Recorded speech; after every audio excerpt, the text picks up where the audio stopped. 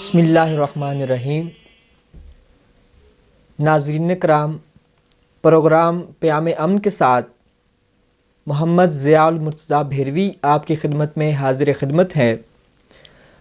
حضرات محترم، پچھلے پروگرام میں معراج النبی صلی اللہ علیہ وآلہ وسلم کے سلسلے میں جو گفتگو ہوئی، اسی کے تسلسل میں آج دوسرا پروگرام لے کر آپ کی خدمت میں حاضر ہیں۔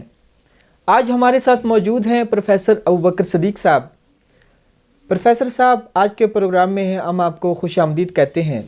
یہ فرمائیے گا کہ یہ جو معجزاتی واقعہ معراج النبی صلی اللہ علیہ وسلم کے موقع پر پیش آیا، جس کے بارے میں اللہ رب العزت فرماتے ہیں سبحان الذی اسری بعبدہ لیلا من المسجد الحرام الی المسجد الاقصی الذی بارکنا حولہ۔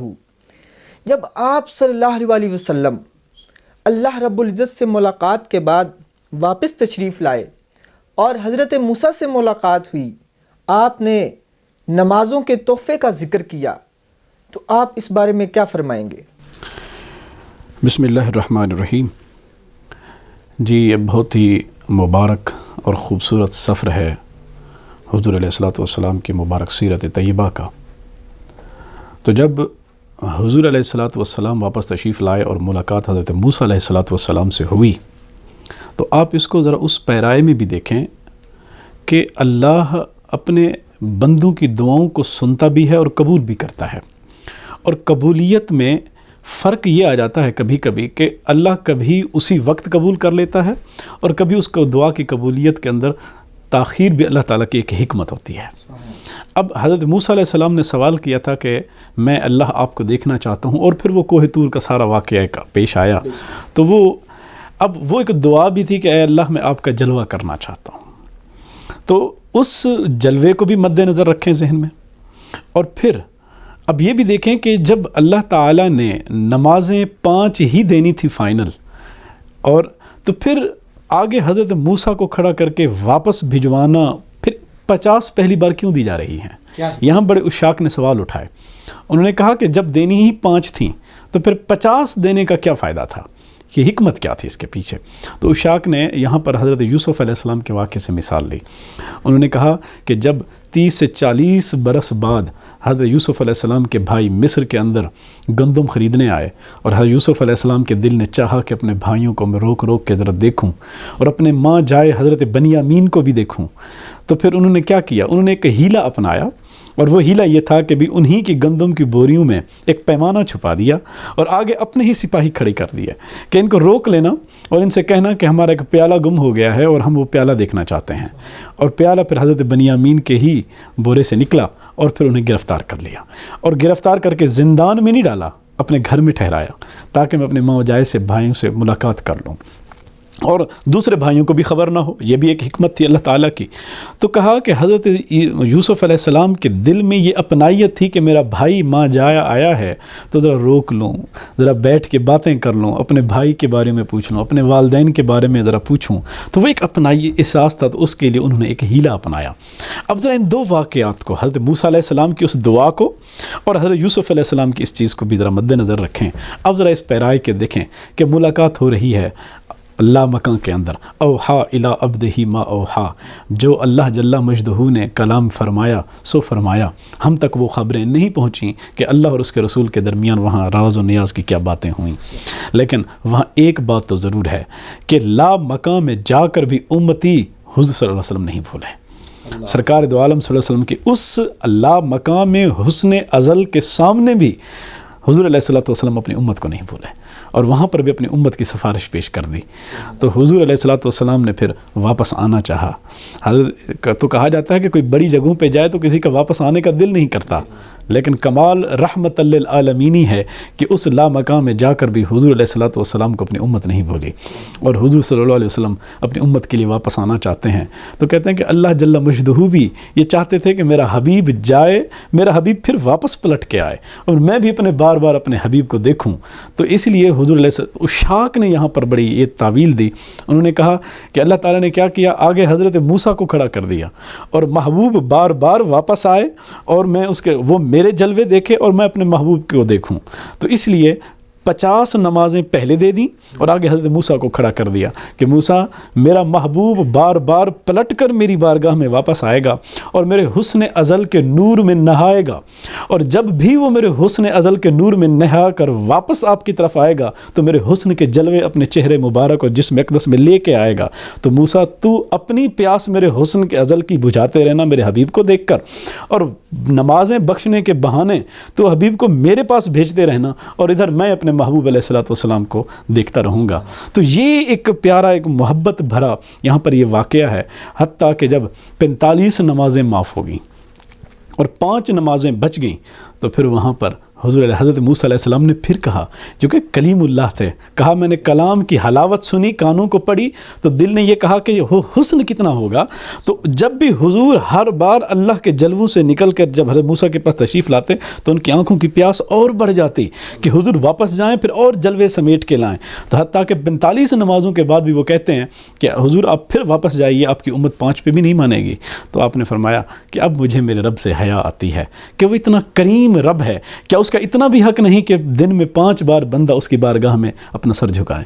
تو پھر حضور علیہ الصلوۃ والسلام واپس تشریف نہیں لے گئے اور فرمایا کہ میرے امت کے لیے 5 نمازیں ہی کافی ہیں۔ تو پھر آپ پھر عالم بالا سے پھر آپ کا سفر وہیں اختتام پذیر ہوا جہاں سے یہ سفر شروع ہوا تھا۔ حضرت ام ہانی کے گھر ہی آپ واپس تشریف لائے، اور پھر صبح کو جب سب بیدار ہوئے تو پھر معاملہ سب کے سامنے پیش۔ اس میں نے ایک چیز پڑھی ہے کہ جب آپ واپس تشریف لائے تو اس گھر کے جو دروازہ تھا اس کی کنڈی اسی طرح ہل رہی تھی اور بستر بھی اسی طرح گرم تھا۔ دیکھیں عموماً ان کا یہ جو باتیں ہیں کہ کنڈی ہل رہی تھی، بستر گرم تھا، اس کو آپ داستانوں کی کیفیت میں رکھ سکتے ہیں۔ مراد یہ تھا کہ وقت بہت کم تھا جس کے اندر حضور تشریف لے بھی گئے اور پھر واپس لے بھی آئے، مراد یہ تھی۔ جو قرآن مجید کے اندر جو آیت آپ نے پروگرام کی ابتدا میں پڑھی، لیلم من المسجد، اس لیلن کے اندر جو 2 زبر ہے اسے کہتے ہیں تنوین۔ یہ 2 زبر عربی کے اندر یہ کمی کو ظاہر کرنے کے لیے آتا ہے، یعنی پوری رات کا سفر نہیں ہے، یہ رات کے ایک حصے کے چھوٹے سے حصے کے اندر کا سفر ہے یہ سارا کا سارا۔ تو اس چھوٹے سے حصے کو پھر بتانے کے لیے کہ کنڈی بھی ہل رہی تھی اور بستر بھی گرم تھا، تو یہ کیفیت بیان کرنا مقصود تھا کہ بھی وقت کا ایک تھوڑا سا حصہ تھا، اتنے کم پیرائے میں حضور تشریف بھی لے گئے عالم بالا میں، پھر واپس بھی تشریف لے آئے۔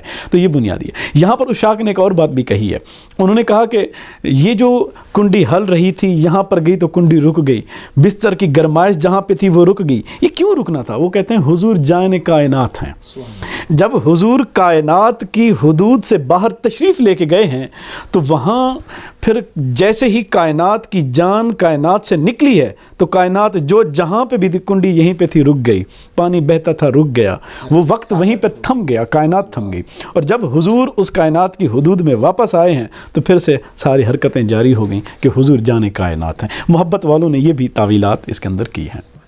اچھا، آپ صلی اللہ علیہ وسلم جب واپس تشریف لائے تو اگلے دن آپ نے اس واقعے کے بارے میں کفار مکہ کے ساتھ جو اظہار خیال کیا اس کے بارے میں ذرا روشنی ڈالی۔ جی، جب حضور علیہ الصلوۃ والسلام صبح اب تشریف رات کو واپس تشریف لائے اور صبح بیدار ہوئے، اور حضرت ام ہانی کو آپ نے، جو حضرت ابو طالب کی صاحبزادی اور حضرت علی المرتضیٰ کی ہمشیرہ ہیں اور آپ صلی اللہ علیہ وسلم کی چچا زاد ہیں، ان کو جب آپ نے واقعہ سنایا اور آپ نے یہ بھی فرمایا کہ میں اپنی قوم کو جا کر یہ بتاؤں گا، تو حضرت ام ہانی نے ہاتھ جوڑ لیے، یا رسول اللہ صلی اللہ علیہ وسلم یہ نہ کیجیے، آپ کفار مکہ کو نہیں جانتے، آپ ان کو جانتے ہیں کہ یہ آپ کو کیا تکلیفیں دیتے ہیں، آپ ان کو جائیں گے تو یہ ٹھٹھا مذاق کریں گے، آپ کو جھٹلائیں گے، آپ کو تکلیفیں دیں گے۔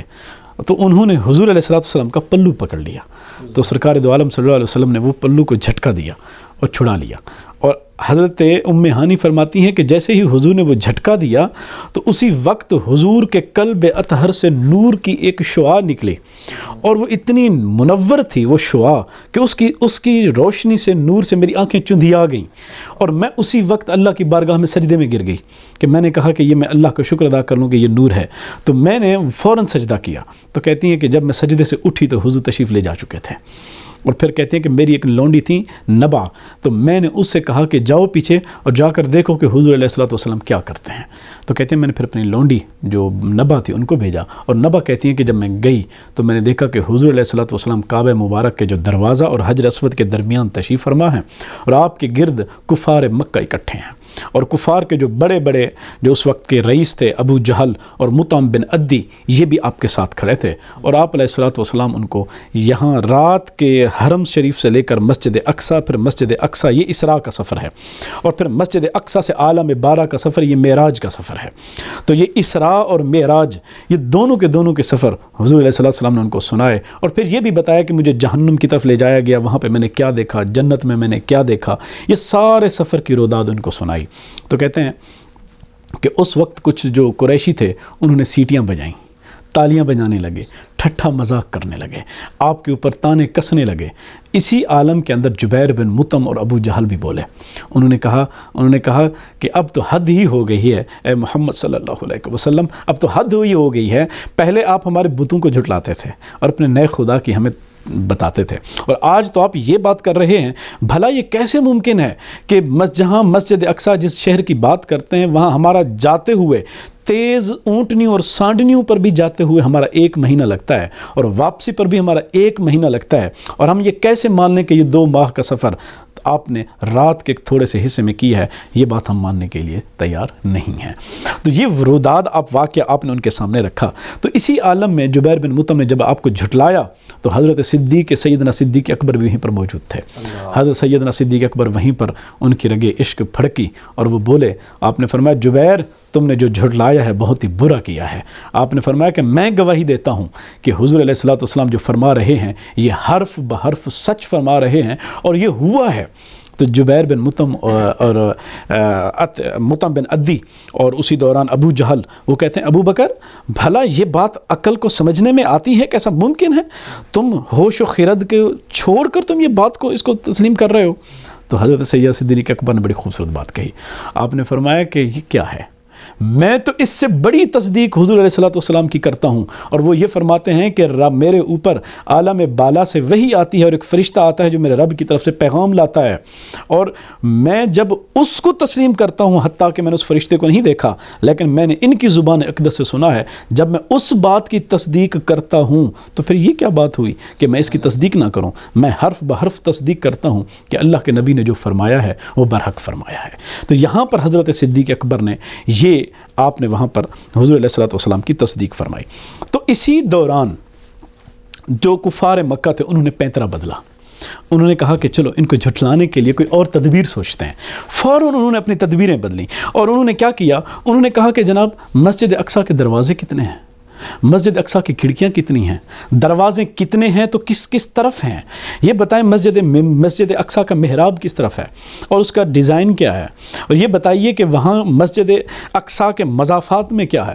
تو انہوں نے یہ سوالات کی بھرمار کر دی، اور کیونکہ وہ جانتے تھے کہ حضور کبھی بھی مسجد اقصیٰ نہیں گئے، یہ کفار کو پتہ تھا کہ حضور کبھی بھی مسجد اقصیٰ تشریف نہیں لے گئے. مطلب ان کا یہ تھا کہ بظاہر آپ نے مسجد اقصیٰ کی زیارت نہیں کی ہوگی کیونکہ آپ تشریف نہیں لے گئے، لہٰذا ان کو پتہ بھی نہیں ہوگا، وہ عقلی دلائل کی طرف آ رہے ہیں کہ حضور کو کسی طرح جھٹلایا جائے. اب یہ بتا نہیں پائیں گے چونکہ حضور کا سفر جب یہ سفر تھا، یہ سفر مسجد اقصیٰ کا بنیادی طور پہ نہیں تھا، یہ سفر بنیادی طور پہ ملاقات کا تھا. سبحان اللہ. حضرات محترم، پروگرام جاری ہے، آپ سے ملتے ہیں ایک بریک کے بعد.